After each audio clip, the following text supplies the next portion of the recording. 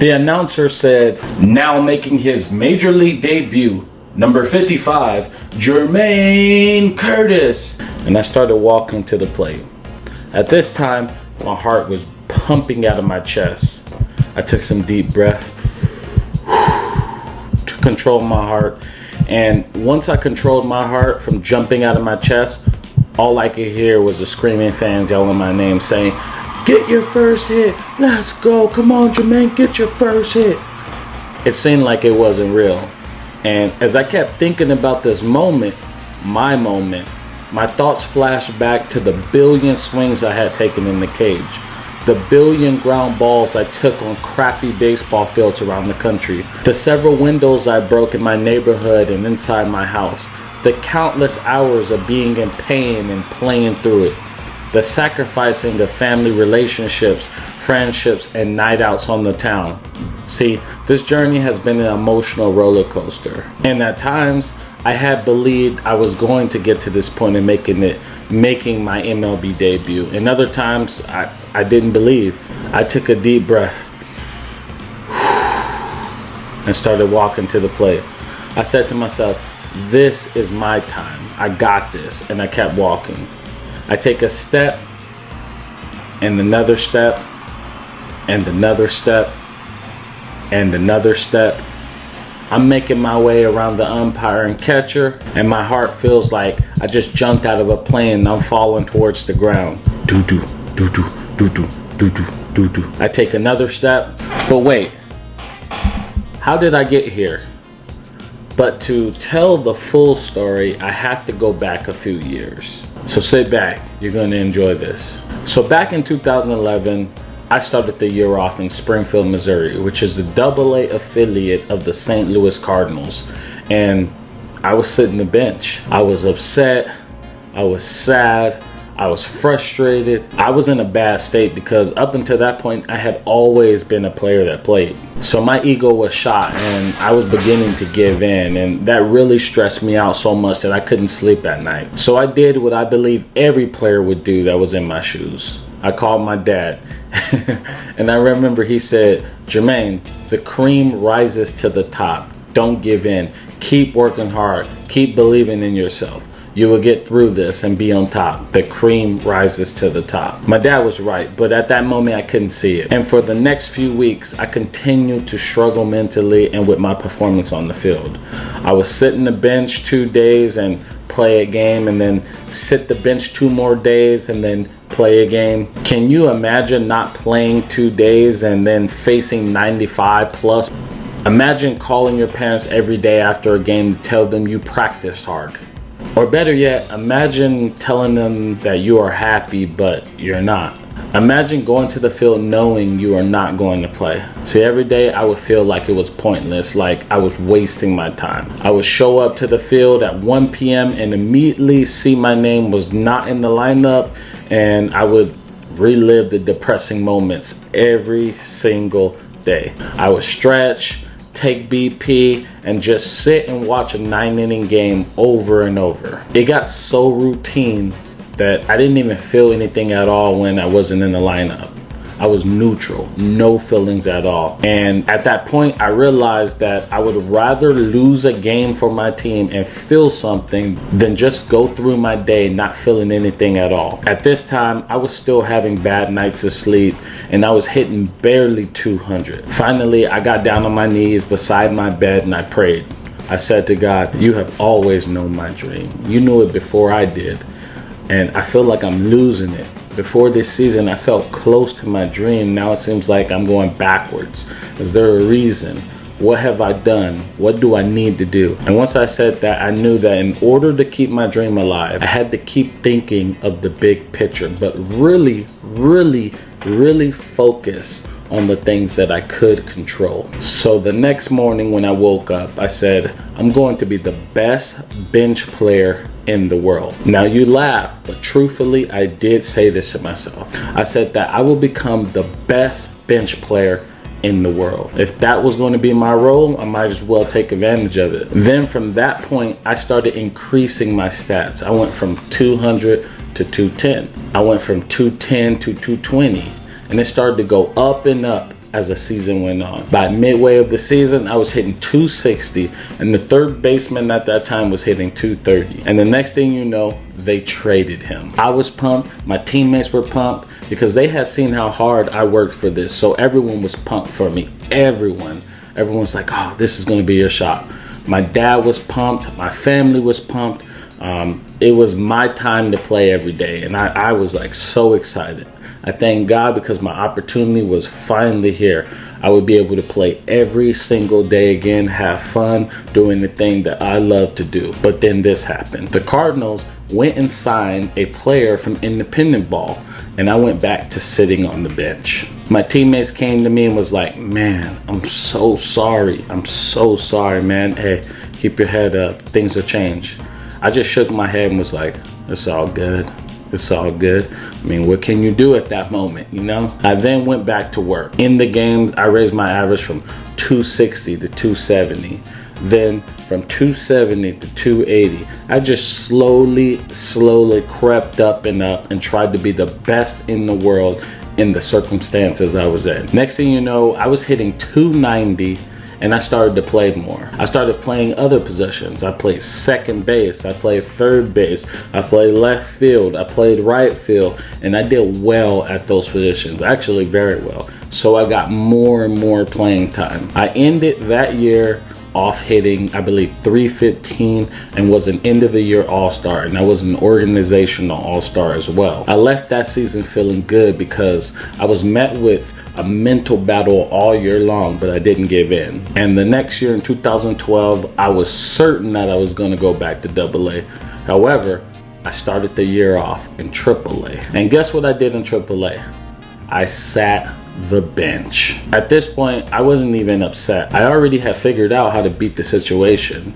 And then what happened was I got sent down to AA. When I got down to AA, I went to the manager's office. Usually, you know, when you go to a new club, you sit down with the manager and he outlines everything for you. And Schultz said, you're going to play every day at third base. The organization wants to see what you can do. I was so pumped because I knew what I could do and I knew this was my opportunity. And I told myself every single day I was going to be the best third baseman in AA and in the Cardinals organization. That year I hit 310 or so. I played amazing defense at third base. I became an all-star and we won the AA championship. In 2013, I knew I was going to AAA. I just didn't know where I would play.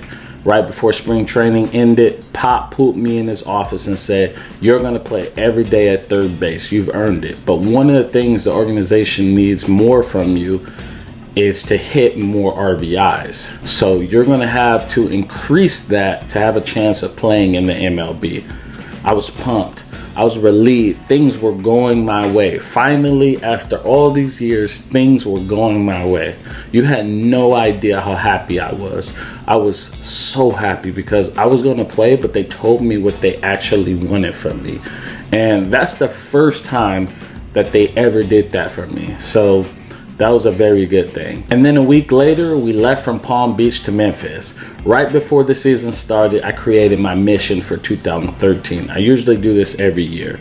Every year, I create a mission for that year. It has mental game stuff in it. It has all these goals I have in it. It has everything. And every day, I read it to myself 3 times per day. See, the reason I do this is because my mission keeps me on track and never let me lose sight of what I wanted. So that year I put, I am going to be in the major leagues before July 1st, 2013. And I was going to lead my team in RBIs. And when opening day came, I was batting in the 9 hole. Yes, the 9 hole. I hadn't ever batted in the 9 hole. So that was a huge blow to my ego, but immediately after I looked to the 3 and 4 hole and I visualized myself being there. My dad always told me, you earn everything in this world. So I was out to earn my spot and I wanted that 3-4 hole, that 3 or 4 hole. On the first few days, I was not getting hits and we weren't winning much, but every time I came up with runners in scoring position, I would drive them in. It seemed like the top of the lineup would never get on base, and then the 5, 6, 7 hole and 8 hole hitters would. And every time they were on second base or third, I would drive them in. I was literally never getting any hits when runners were not in scoring position. But once they got into scoring position, I would hit them in. And next thing you know, I was batting in the 8th hole. Then a few days later, the 7th hole, and then the 6th hole. And at this time, I was leading the entire team in RBIs. I remember having a quick chat with my locker mate, Adron Chambers, and he said, "You keep playing like this and you're gonna get called up." That statement shocked me for 2 reasons at this point. The first, I honestly wasn't even thinking about the big leagues like at that moment. I was thinking about being the best on the team and moving up the lineup. See, my goal was to get to the big leagues in July, and it was still April, and I wasn't where I wanted to be. The second reason was because I was standing out to my teammates and peers, and I didn't even think I was playing to my best ability. Overall, that statement made me feel really good. And about a few days later, we were playing in Nashville, Tennessee against the Nashville Sounds at the old stadium. I believe the date was April 25th, 2013, and we were facing Johnny Hellwig. He threw 94 to 97 power sinkers, and he could get up to 98, 100 miles per hour, so he was pretty nasty. Well, in that game, I had a sac fly and got an RBI, but there was something that happened in that game that was out of my character, and I'm still embarrassed by it. So it was the 4th inning, game was tied with the runner at third base. It was 2 outs, and Hellwig was still pitching. I knew he would throw me a sinker because, he had a dirty power sinker, and he wanted me to roll over the pitch. So first pitch he threw a sinker, and I took it. It was a ball, and I was like, yeah, I got him. I'm going to get this RBI. There's no way he's going to get me. I know what he's trying to do. I'm going to beat this guy. I got him. Literally, my mouth was watering. I wanted that RBI more than anything else in this world. Well, the next pitch, he throws me another sinker, like 95, 96, and I grounded it out to shortstop. And once I hit it, I was mad. I was furious. I did exactly what I didn't want to do. I threw the bat down and kind of jogged to first base. This was out of my character by a long shot. Well, the shortstop bobbled it, and then bobbled it again, and then bobbled it again, and he still had enough time to throw me out at first base. My teammates were upset, I was upset, and I was disappointed in myself, and I knew my manager was going to yell at me after the game because, again, this was out of my character. Well, we ended up losing that game, so after the game we all go in the clubhouse, and usually the TV is on ESPN when we lose, but there's no volume. Well, on ESPN, Matt Adams had gotten hurt and was put on the disabled list, and I believe Matt Holliday was kind of hurt, and Matt Carpenter was a bit banged up too. I think that's what happened. So everyone was wondering what was going to happen in our clubhouse. When you're that close, everyone's watching. Everybody's watching the big league level. And I was not wondering what happened. I was standing in front of my locker upset that I didn't get that RBI in and that I didn't run to first base. Well, as I was in deep thought, I get a tap on my butt saying, "Come to my office." It was my manager, and from the sound of it, he wasn't pretty happy. When we get in there, he says, "Hey, on that play, I'm going to need you to run it out hard. I know you played the game the right way, so I'm not mad, but next time you got to run it out hard." I respond like, "Yeah, I'm sorry, I got caught up in the game." He laughs and says, "That's not why I called you in here. I called you in here because tomorrow you are going to St. Louis. Congrats." I said, "No way. You're playing with me." He said, "For real?" I said, "No way. Stop messing with me." He said, "You've earned it." And he grabbed me and gave me a hug. Then the other coaches said congrats and also gave me a hug. And when I walked out of the office, the entire team was sitting in the front of their lockers looking at me. One of the players said, "You got called up, huh?" I shook my head, yes, but it was kind of awkward because we had just lost, and it was one of the best moments of my life. And I didn't want to be that guy jumping up and down, especially since some guys had a terrible game. But once everyone knew, the entire team came over, gave me a hug, and congratulated me one by one. And that really felt good. It was, man, it's really cool to think about this right now. And after that, I grabbed my phone, went outside to call my family. Well, I called my dad first, and he didn't answer. I called my mom. she didn't answer. I called my girlfriend and she didn't answer. I called my brother, he didn't answer. I called my best friends and they didn't answer. So I'm outside by center field and I'm just walking in circles waiting for them to call me back. Finally, my dad calls and I said, "Dad, pack your bags." He said, "What?" I said, "Pack your bags. We're going to St. Louis. I got called up." He was like, "Jermaine, you better not be messing with me.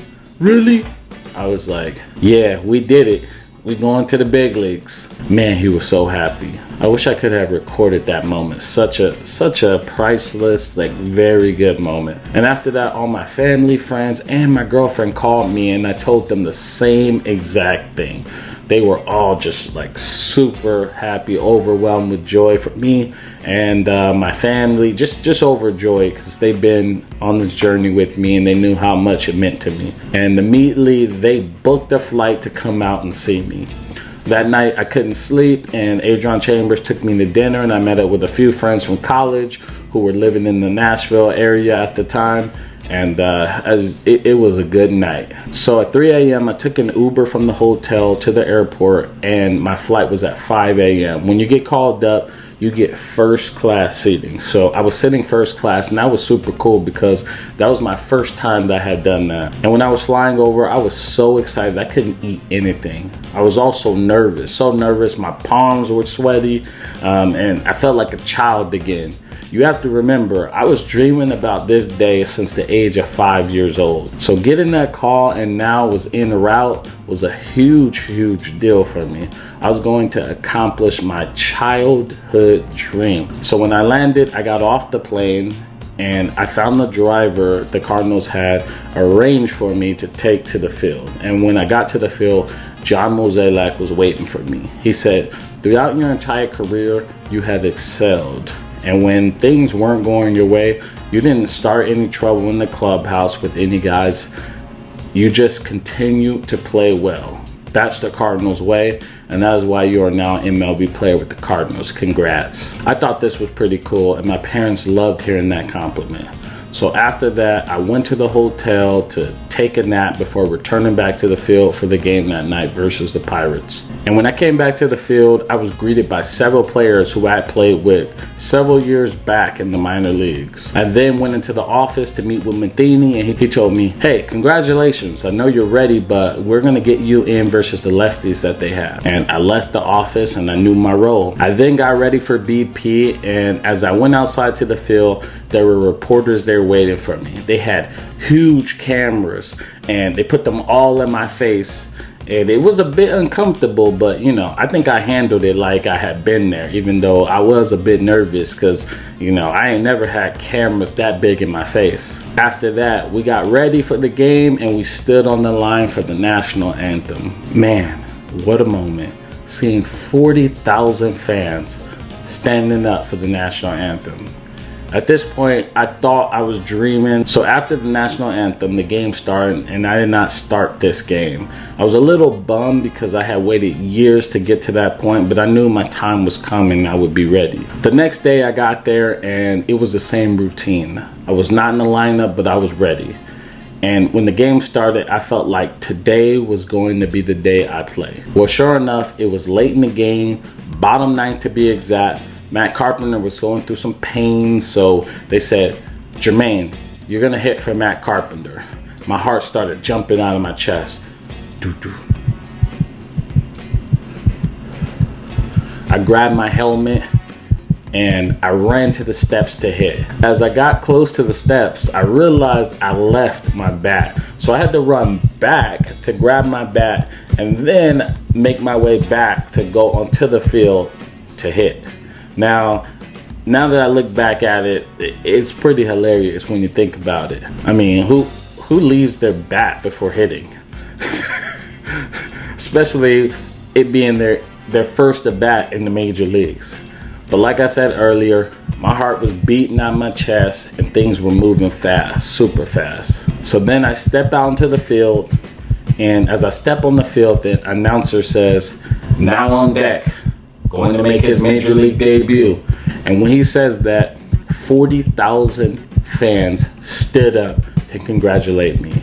And they started screaming and yelling like nothing I had ever seen or been a part of before. My heart started beating any louder.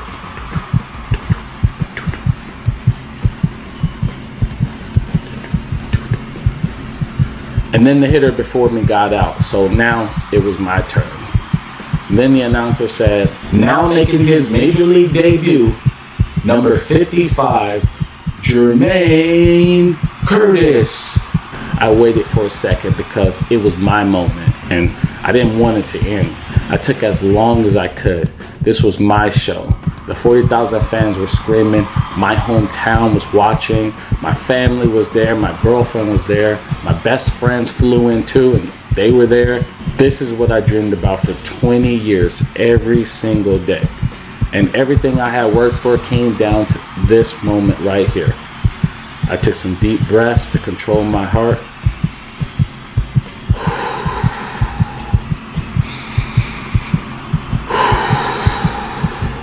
And once I controlled my heart from jumping out of my chest, all I could hear was the screaming fans yelling my name saying, get your first hit, let's go, you can do it, come on Jermaine, get your first hit. I took a step towards the plate, then another step, then another step. If this was a basketball game, it would have been a shot clock violation because I took my sweet time.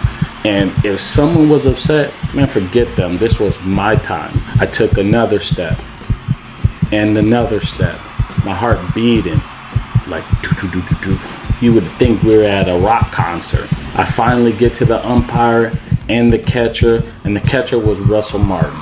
I knew him from when, he was with the Dodgers and I was playing at UCLA. They came over to practice and we kind of got to know each other. He said, congrats, now get your first hit right now. We're going to challenge you. I was like, okay, let's go. And I said that as I did my normal box routine. I was pumped. I'm like, okay, let's go. They're going to challenge me. Let's do it. And once I finished my routine, I took a deep breath, dug my feet in, looked at the pitcher, and the pitcher was Jason Grilly. At this time, he was one of the best closers in the game, but I didn't care because as a player, if you don't think you belong, you shouldn't even be there. So that didn't matter to me. So I was thinking and saying to myself, I'm gonna crush this guy. I got him. I'm gonna crush him. And the first pitch, he threw me a slider for strike one. I looked back at Russell Martin and he started laughing. And I was like, what the? He said, now we are coming after you. I took a deep breath. And now I was relaxed at the plate because after the first pitch, it was like any other bat I had had in my life. So now it was game time. Took another deep breath. Dug my back foot in so I felt stable. And I looked at Jason Grilly. Determined. The next pitch, he threw a cutter at 94 miles per hour. And I swung as hard as I could and missed it. Now that I was 0-2, my approach changed. It was now battle for your life. And the next two pitches he threw were balls, and now it was 2-2. I took a deep breath, stepped in, got ready to hit. He threw another cutter, and I fouled it off. For the next few pitches, I fouled off all his best pitches. In my head, I was thinking, I have seen everything. He can't beat me. I'm going to win this. There's no way he's beating me. No way he's beating me. And the next pitch he threw me, I fouled it off again. I was giving everything I had, and he was giving everything he had. Somebody was going to give in. And I was giving so much, like I was sweating. Because when you're like so focused, you just start sweating. I was so dialed in that just intense sweat just falling, from my face. I took a deep breath, got ready to hit, and he threw me a cutter, and I swung through it, strike three.